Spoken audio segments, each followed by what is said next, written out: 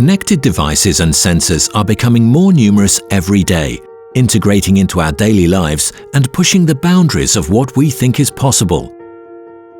The connected world is bringing people closer and is enabling a host of new ideas and products. Sensors predicting when machinery is about to fail, doctors diagnosing illness before patients are even aware of symptoms, or groups of self-driving cars acting in unison to improve transport efficiency and safety. We believe that a single global IoT network will accelerate the implementation of these ideas and those yet to come. By bringing operators and enterprises together for the first time, we are taking the lead in making global IoT connectivity a reality. Together, we will create an IoT grid that offers seamless connectivity across geographical borders and technologies. It will allow multinational enterprises to explore new opportunities across a truly global market and offers communication service providers access to new global revenue streams. Nokia's worldwide IoT network grid as managed service offers quick global setup and support systems, rapid action troubleshooting, and a dedicated enterprise service desk, ensuring technical backup is as fast and fuss-free as the technology itself.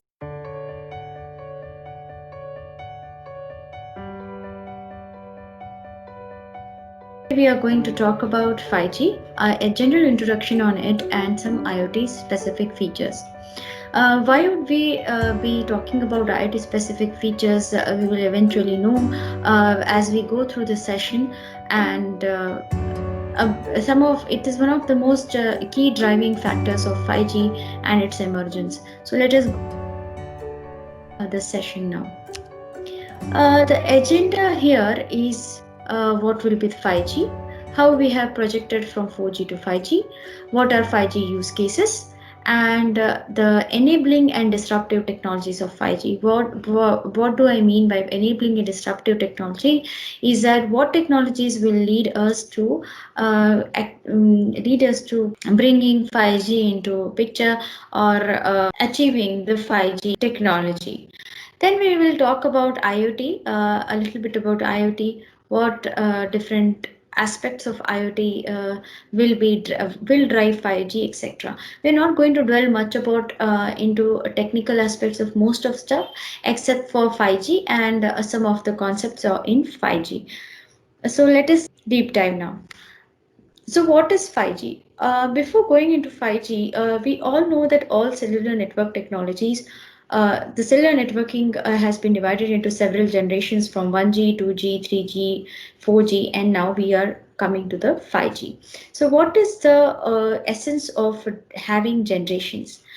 Each generation defined a certain aspect of service provided by a cellular networking system, certain use cases, certain services, certain speeds of communication, certain quality of services, and then it also led to formalization of standards and protocols and bodies which defined what will be called a cellular technology, which is part of 1G, cellular technology which is part of 2G, cellular a network which is part of 3G, and so on.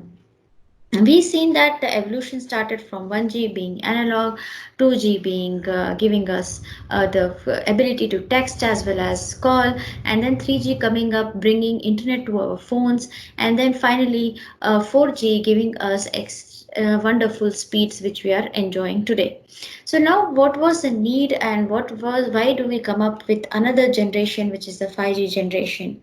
Now this particular generation was required because of several factors which we'll see in as we go ahead, and how did the new generation was actualized and brought about.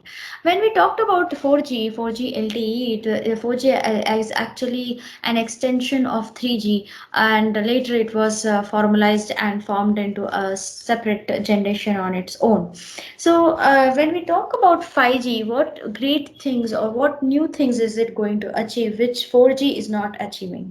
We know that 4G basically is about all about giving us great speeds, enabling us to download, stream videos, download movies, etc. at higher speeds and play games online. So many different things we are able to do. But when we talk about 5G, we are talking about various other new services or new kind of utilization of the network which will be seen in future and which is predicted and which is also emerging. For example, consider the current pandemic which restricted most of us or all of us homebound. Now, what happened with this is that most of us who would actually go out and do a work, like for example, schools, teachers, students, colleges, and also people who are working or for whom it is possible to work from home or remotely, like many offices, most of the offices are working are allowing their employees to work from home. So imagine the kind of burden the network is already under, and yet the network was flexible enough to accommodate all of this. Now similarly, but we also see that because of this we have seen there are many new services required now. There are many new venues or avenues of opportunities opening here. So, like this, there can be many such examples where, for example, an autonomous driving car. What kind of technology does this need? What kind of networking does it need?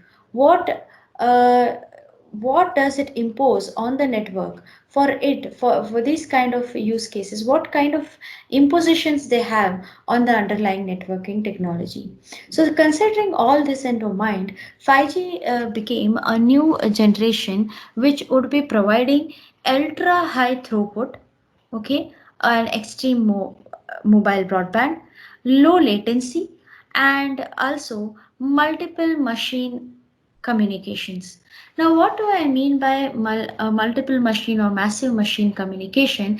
Is that now we know that we have laptops to access internet, we have smartphones to access internet, we have tabs to do that, we have smartwatches. But in future, there could be a case where you have multiple such devices with various kinds of sensors trying to access the web.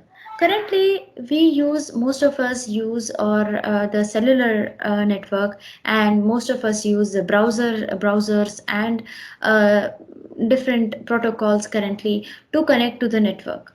Now, when different kinds of devices come, they'll bring about new devices, new kinds of communication, new kinds of data being transferred over the network.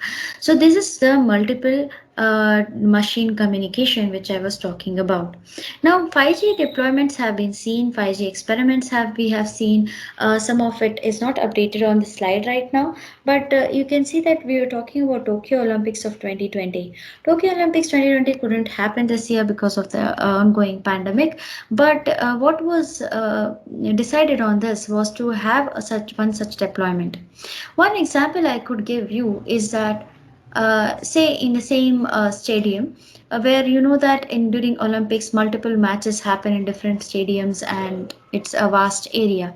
Say you are stranded somewhere else and you want to watch a match and you are not able to go to that location, you could wear an AR VR set and have the experience of watching the match live right now as if sitting right in front of the in the front seat of the arena.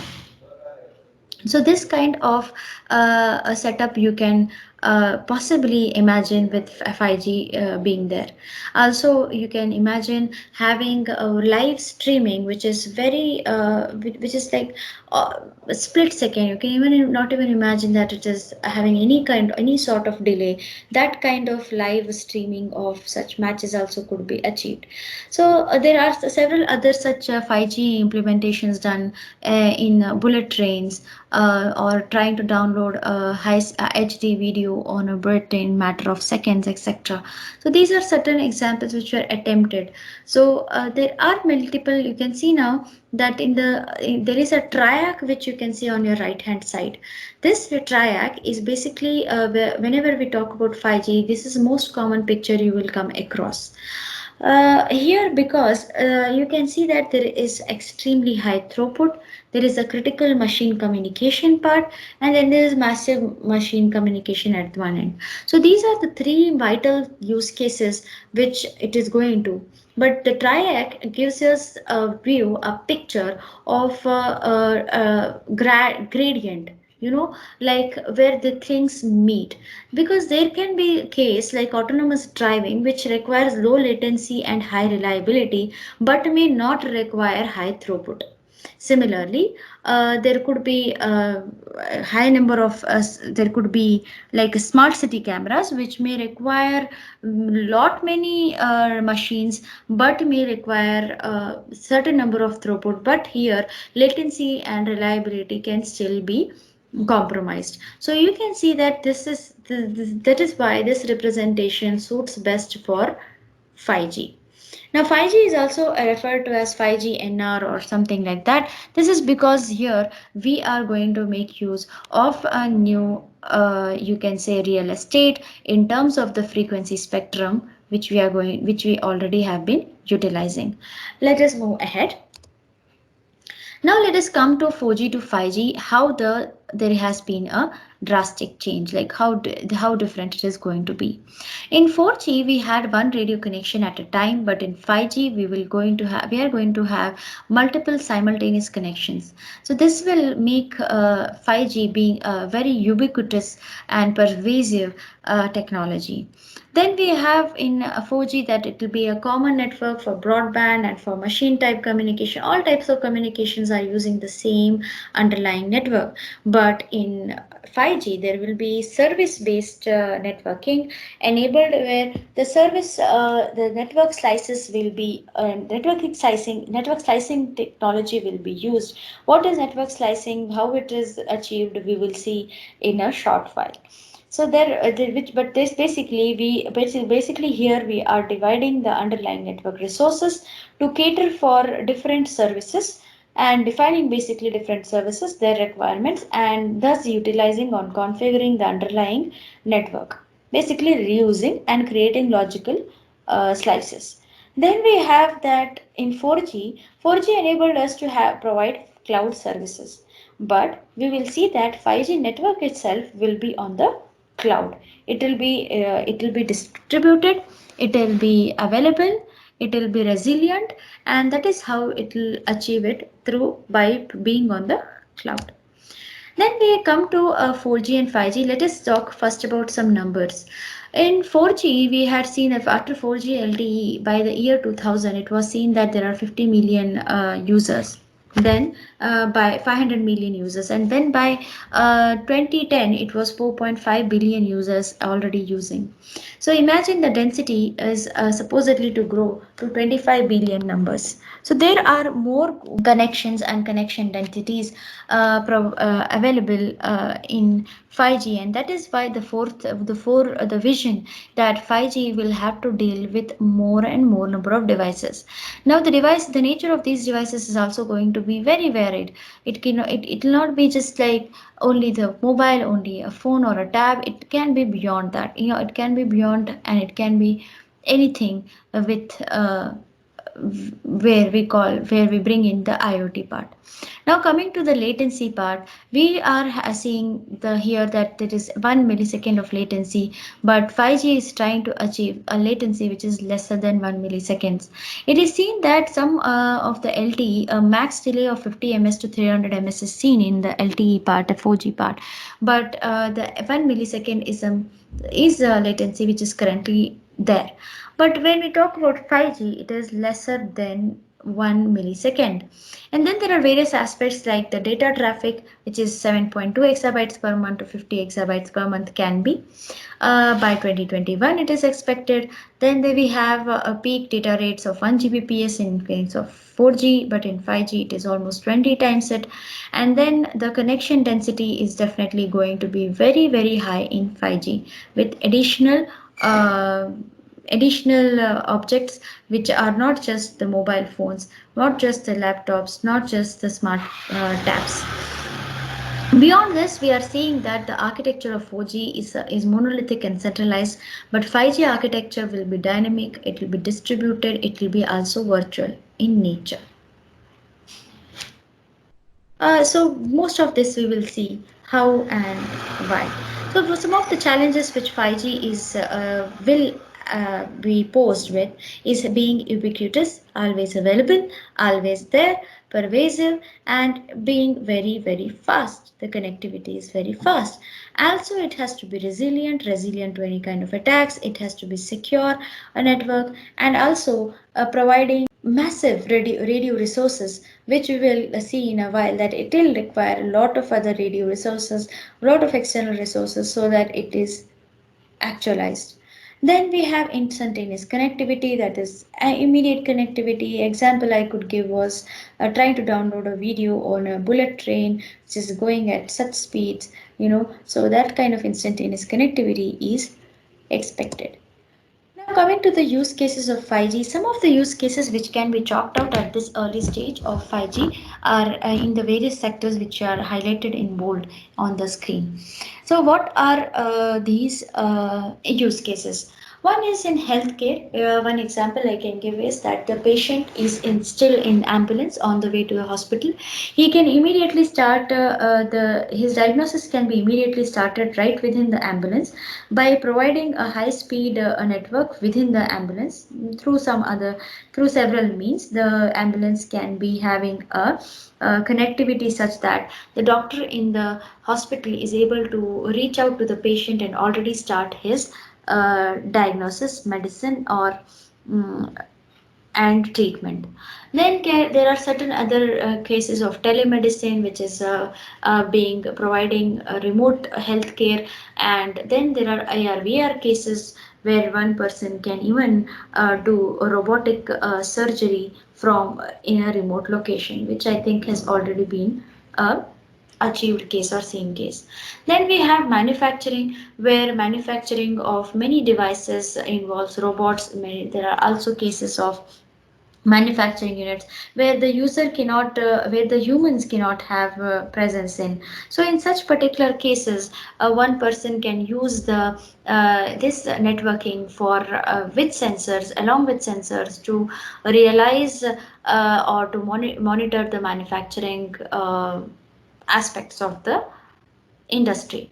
Then we have entertainment, which is the immersive experience. One immersive experience I can talk of is a recent experiment which was done, wherein a woman who lost her daughter some years back due to cancer, where some artists and experts made an attempt to recreate the daughter, and when she wore the AR VR set, she was able to have a totally immersive experience and could meet her daughter, talk to her daughter, bizarre which was bizarre. And this was which was using AI and many other such technologies which it ended up using. So here you can see that this is one example I could give, but here there was no networking as such. But imagine you are in stadium, the stadium experience I gave you, experience I gave you an example of in the beginning, where you are stranded in one particular stadium and you want to see a match going on in some other ones. Then you can use an AR/VR set and have an immersive experience, or you can watch it as good as live on a very high HD TV, which can produce a very immediate live stream. And there are also many other examples of games and many stuff which can be actualized in entertainment. Then coming to automotive, the platooning example will go in much more details. Then there are autonomous vehicles, cars which are not manned, which are run on their own. So imagine having such systems. They are critical. They are because they can be life threatening. And imagine the kind of speeds and latencies required for such kind of uh, use case.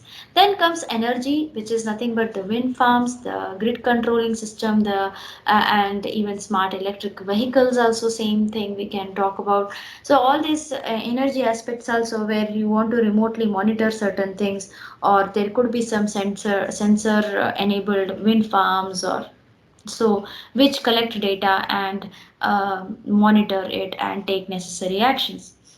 Then in public transport also there is a example of platooning, which I will we will discuss in a little elaborate manner later. Then we have agriculture, because there are hectares of lands. There is a need of monitoring. The drones can be put up with sensors and they can be connected to network and they can provide a live feed of what is happening at the farming level. Then we have public safety, which is nothing but detection, threat detection, facial recognition. So all this can be done when several such devices get connected over the network, and one can determine it at an early stage of threat. Then we have fixed wireless access. This is one use case where there is a attempt to remove the fiber from the last mile and keep it wireless. Big move, you can say. And then mega cities or smart cities or cities which are so much connected with a network, with the network and with various devices, that they are able to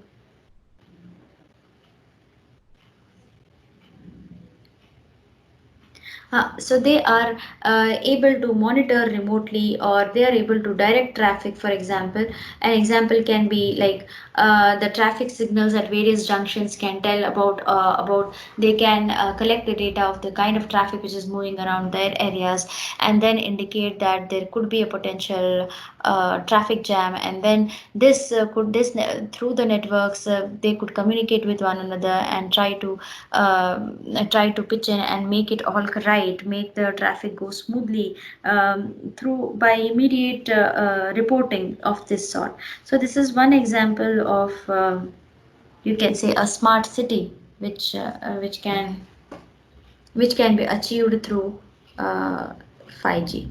So let us see what all we have next about.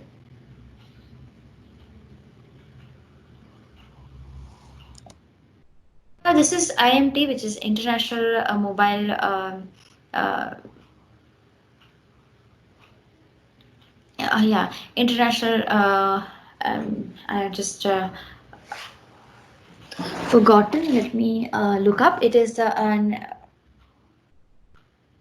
something with which is a standardized ITUR IMT. Uh, you can say standardized part, which is nothing but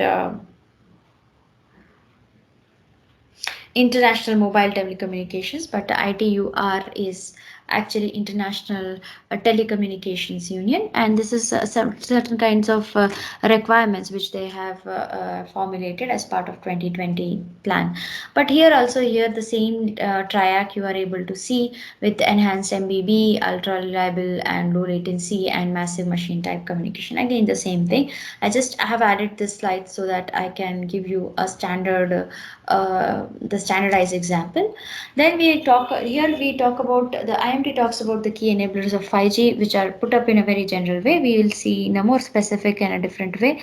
The key enablers according to IMT will be the 3D beamforming, the massive MIMO, and then there is a dual connectivity, that is a full duplex by using dynamic TDD, and then also making use of heavy use of software like in form of SDN, NFVs, CRANs, and self-organizing networks for network flexibility. So we will see what all this is in the coming slides. This is again the same similar kind of picture of what usage and technology being used. So coming to the platooning example, this is one example. I can give you a very good relativity is that most of us would have definitely watched, and all of us have definitely watched, I would say, rather, most of us would have watched the Jurassic Park movie, and in which you can see that when the grandfather sets up a display for the arriving scientists, he makes them sit in cars which are actually unmanned. They run on their own, they were on a railing, and they were one behind another. So in a similar way, a truck platooning or even a public place platooning works, where obviously they are not connected through a line, but rather they are connected through a, in our case, through a network. So here what happens is that you can see there is one manned driver at the head of this line, and all the other vehicles behind him are just following him. This following procedure and this running procedure is regulated and handled by the 5G network, which you are able to see there. So each of the trucks is connected to the 5G network, which is further connected to a cloud um, a cloud-based yeah, a cloud-based network, which is a cloud-based, which is deployed on over the cloud, and that particular all of these trucks are together communicating and being behind one another, and there is no so what advantage you may see, you may ask what is the advantage of this. The advantage of this is that the traffic is very regulated, very specific. The trucks do not cross the first truck, and they are always on behind it. So this gives a very disciplined order on the roads, with trucks and such buses being lined one after another and going at a steady pace. So this helps a lot in on the highways and places which are full of these kind of vehicles. This is Nokia's vision of 5G, which is pretty much the same triac which we had seen in the first slide, pretty much the same thing. Despite additionally, it adds on some more pictorial representation of what is what, like ultra dense and low power area, etc. Coming to the 5G's enabling and disruptive technologies, these are the technologies which are actually going to help us or aid us in achieving 5G. 5G in a new radio, which is something between 50 to 450 gigahertz. 50 gigahertz to 450 450 megahertz to 50 gigahertz. Anything above the 6 gigahertz is called the millimeter wave technology, but something beyond has already been used, but these are the our hopes, you can say spectrum. But then there will be a question of why this was not used earlier if they were guaranteed to provide uh, high throughput and ultra reliability. The reason The reason is that these waves are narrow, and they travel, their coverage and their travel is very low, and the area they can cover is at a time is very low. So now they do not do well with rains and with physical barriers. So that is a major reason why these have not been yet utilized. Then how do we overcome this problem? Here you can see that anything beyond 13 gigahertz will remain anything below 13 gigahertz will remain unaffected by rainfall, but once it goes ahead there can be major disruption. So here you can see in this graph that as you go for EW and D bands, which are the millimeter wave bands, ultra high capacity is there and ultra high low latency is there, but at the same time the coverage is very low. So there is the problem of coverage in case of millimeter waves. So for how is this getting overcome? The major way this is getting overcome is by providing small cell towers at different locations and using massive MIMO. So that so using massive MIMO and feedback in control. So let us go into massive MIMO and beamforming. MIMO means multiple input and multiple output, and here we add an additional massive to indicate that we are going to need more than 8 transmit and receive antennas.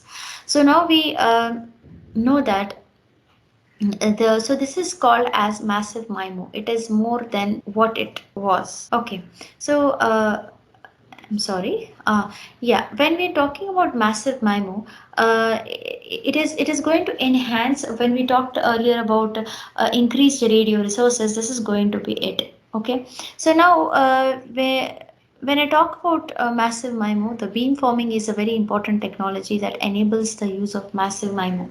Imagine if you just have such multiple input and outputs, there is a high chance of, and with a higher density, there is a high chance that there will be a lot of interference. Okay, if for the for in order to avoid the interference and make a very directed stream towards a base station and each UE, the beamforming is used.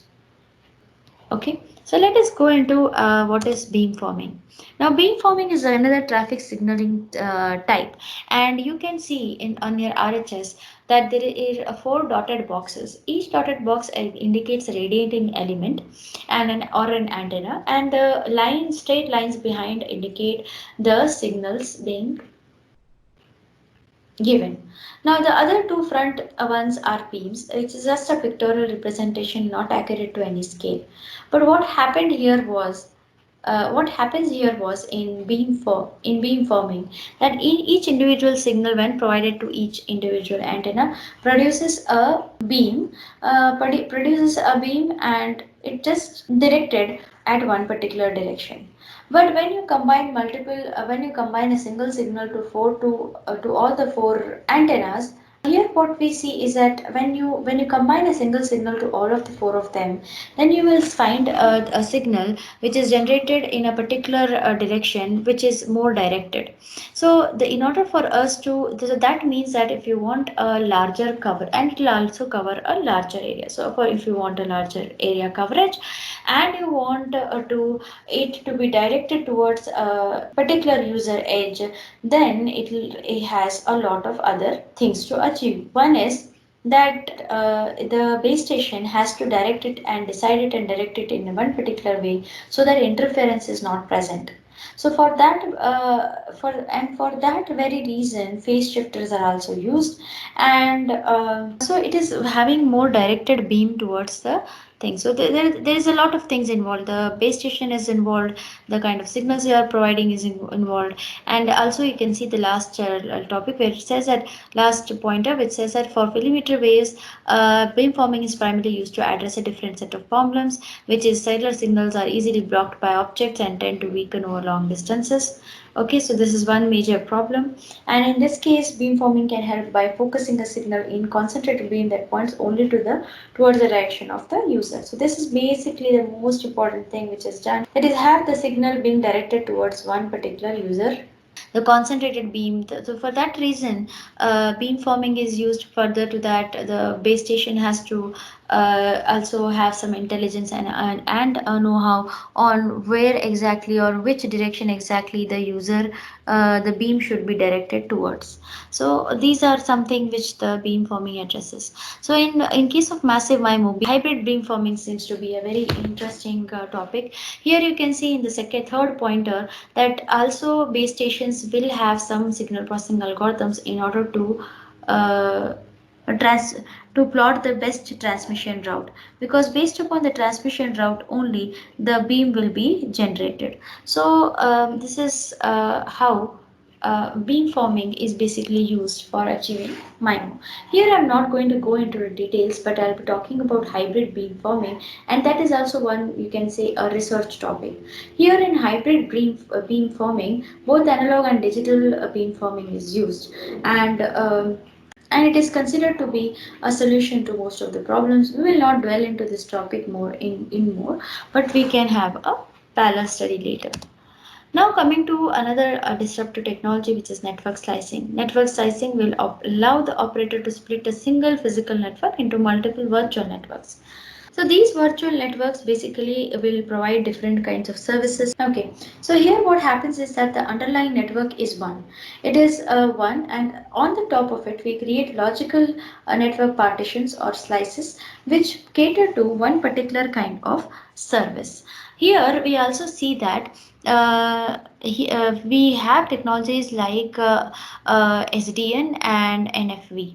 So here what happens is that in software defined networking, the network deployment and definition and breakage like is monitored by the software defined networks. Whereas network function virtualization is nothing but virtualizing functions like routing, switching, etc.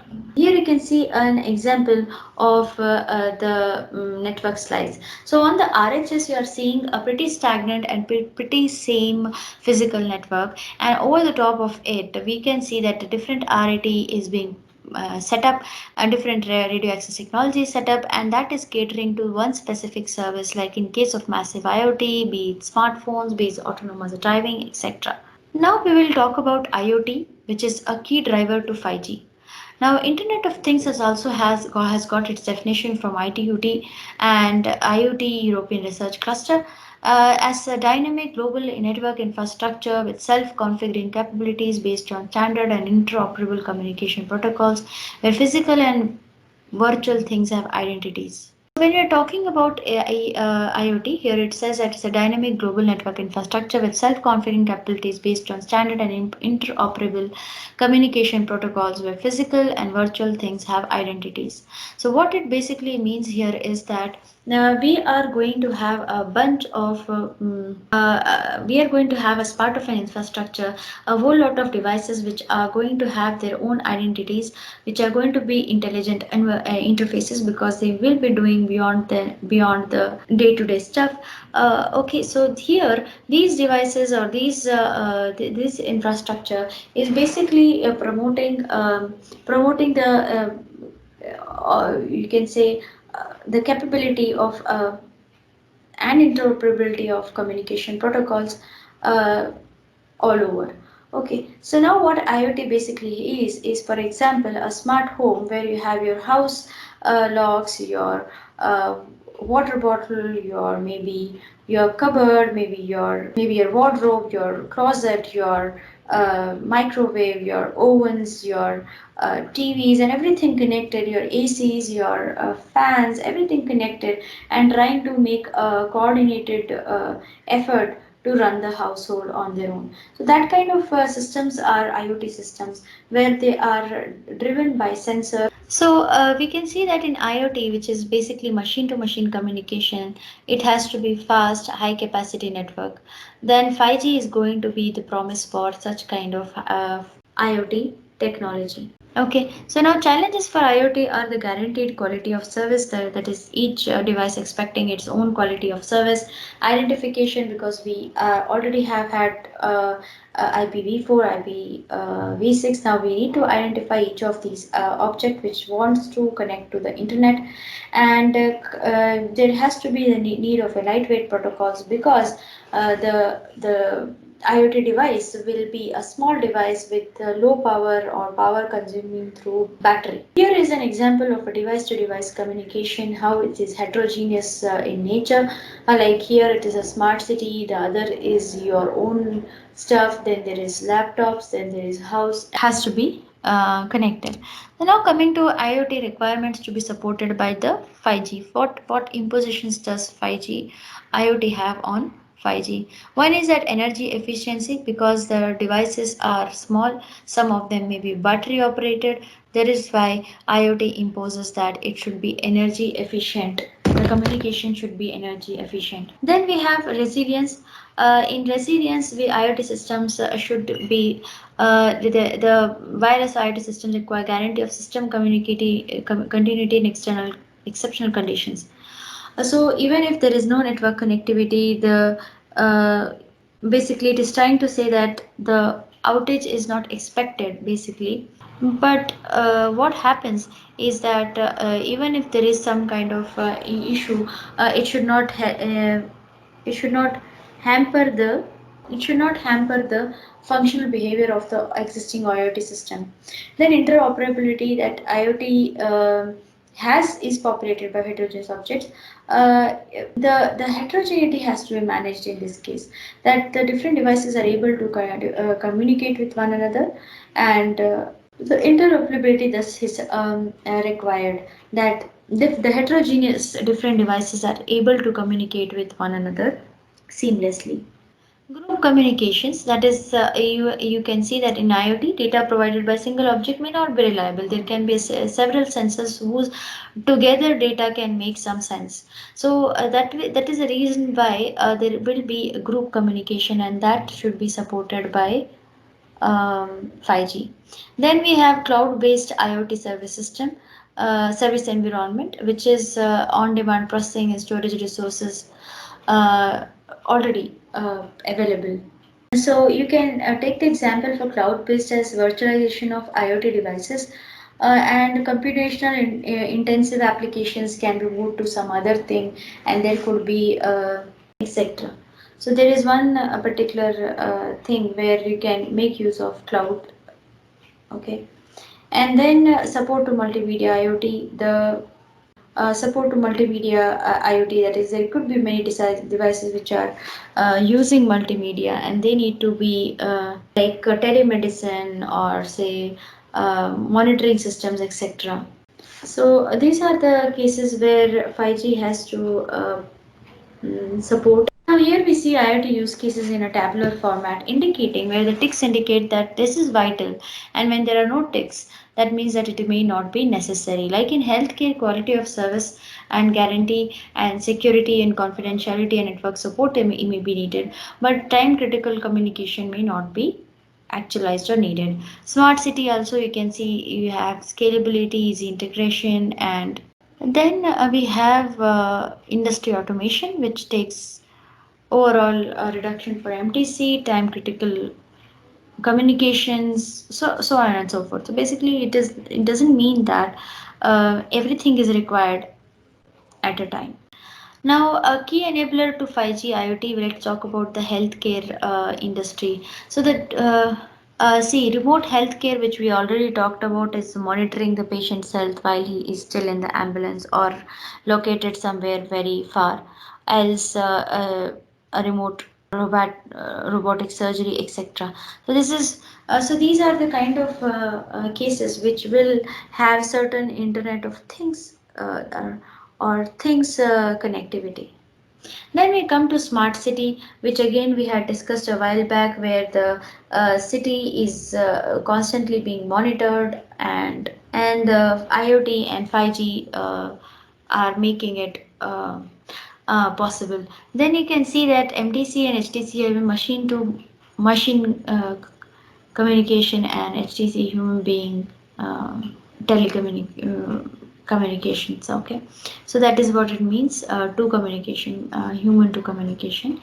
Um, so you can say that smart city is also one of the example where you can have multiple such small then we talk about industry automation, where which requires it time critical process optimization and control, which requires non-time critical communications, remote control, seamless communications, and use of edge intelligence. So in automation also it requires time critical process optimization and control. So it should be instantly resolved. Time critical optimization during time critical situations, it should be they should instantly resource information should be there, and non-critical communications. Now here in this case, okay, so again we have in non here we have different categories when it says that in industry especially you may have in automation, there could be some cases which are time critical in nature, and they have to be thus immediately optimized. There could be non time critical communications also, and there could be something like a remote control where augmented reality can be used, or there could be a remote control on what is happening the other side. Then seamless communication, that is one thing, and then use of edge intelligence, that is having high processing in devices like mobile edge, etc. Then entertainment, we have already talked about entertainment and gaming. So you can see that here, based upon the different applications, there could be a necessity for new kinds of protocols. There could be a new kind of quality of services to be required, etc. And now I will be. This is just a brief, so you can just go through these slides about how. There are a lot of other, just as I have been telling you, there are a lot of others which can be used for research. There could be the feedback mechanism, which is widely used at the base station, so that it can determine where to exactly direct the channel, and that is a very interesting part. Then there is one topic which is rate adaptation and scheduling, which can be taken up. There is beamforming, which also can be studied, and that those are the emerging technologies. Now let me share a video with you guys.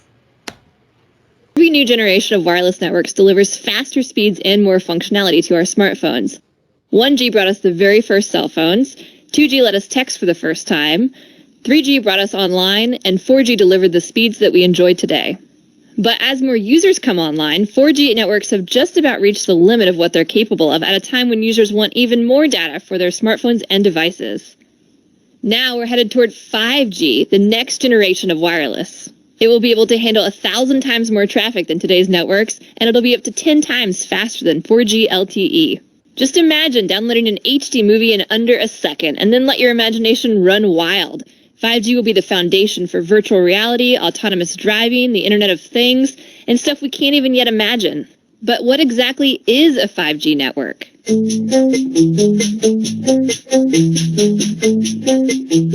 The truth is, experts can't tell us what 5G actually is because they don't even know yet. But right now there are 5 brand new technologies emerging as the foundation of 5G. Millimeter waves, small cells, massive MIMO, beamforming, and full duplex. First up, technology number 1, millimeter waves. Your smartphone and other electronic devices in your home use very specific frequencies on the radio frequency spectrum, typically those under 6 gigahertz. But these frequencies are starting to get more crowded. Carriers can only squeeze so many bits of data on the same amount of radio frequency spectrum. As more devices come online, we're going to start to see slower service and more dropped connections. The solution is to open up some new real estate. So researchers are experimenting with broadcasting on shorter millimeter waves, those that fall between 30 and 300 gigahertz. This section of spectrum has never been used before for mobile devices, and opening it up means more bandwidth for everyone. But there is a catch. Millimeter waves can't travel well through buildings or other obstacles, and they tend to be absorbed by plants and rain.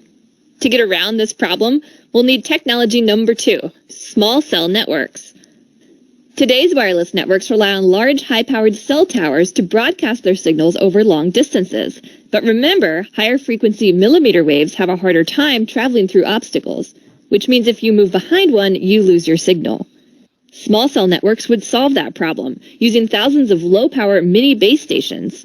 These base stations would be much closer together than traditional towers, forming a sort of relay team to transmit signals around obstacles. This would be especially useful in cities. As the user moved behind an obstacle, his smartphone would automatically switch to a new base station in better range of his device, allowing him to keep his connection. Next up, technology number 3, massive MIMO. MIMO stands for multiple input, multiple output. Today's 4G base stations have about a dozen ports for antennas that handle all cellular traffic. But massive MIMO base stations can support about 100 ports. This could increase the capacity of today's networks by a factor of 22 or more. Of course, massive MIMO comes with its own complications. Today's cellular antennas broadcast information in every direction at once, and all of those crossing signals could cause serious interference. Which brings us to technology number 4, beamforming. Beamforming is like a traffic signaling system for cellular signals.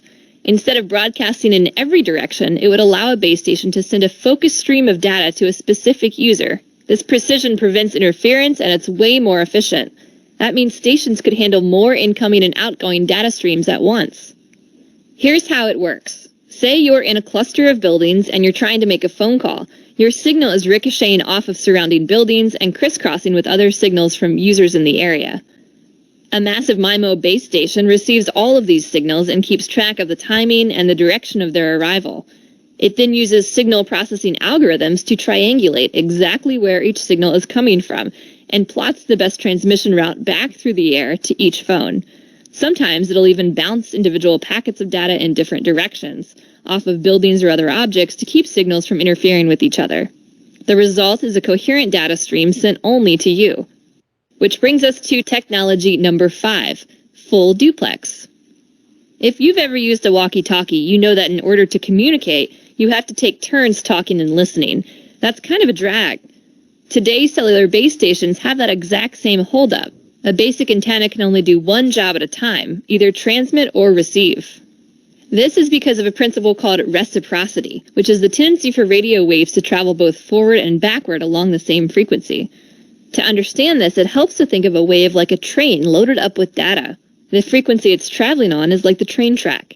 And if there's a second train trying to go in the opposite direction on the same track, you're going to get some interference. Up until now, the solution has been to have the trains take turns, or to put all the trains on different tracks or frequencies. But you can make things a lot more efficient by working around reciprocity. Researchers have used silicon transistors to create high-speed switches that halt the backward roll of these waves.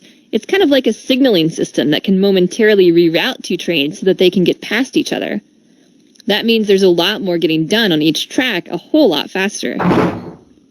We're still working out many of the kinks with millimeter waves, small cell networks, massive MIMO, beamforming, and full duplex. In fact, all of 5G is still a work in progress. It will likely include other new technologies too, and making all of these systems work together will be a whole other challenge.